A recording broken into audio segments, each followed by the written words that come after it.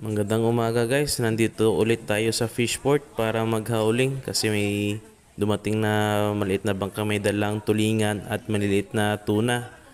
Kaya hauling ngayon tayo guys, tingnan natin muna yung isdang dala nila. Yan guys, yung maliliit na tulingan nasa 2 kilo at yung iba naman yung maliit na tuna nasa 3 kilo yung laki. Yung ibang tulingan na dala nila nasa 4 yung kilo yung isa.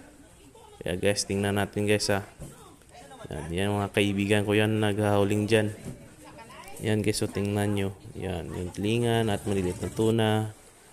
Yan guys, yung tulingan na darating na yan, yung isa niyan, 4 na kilo. Yung isa. Kaya medyo malaki yan. Tingnan nyo guys sa video. Yan, no? Malaki pa.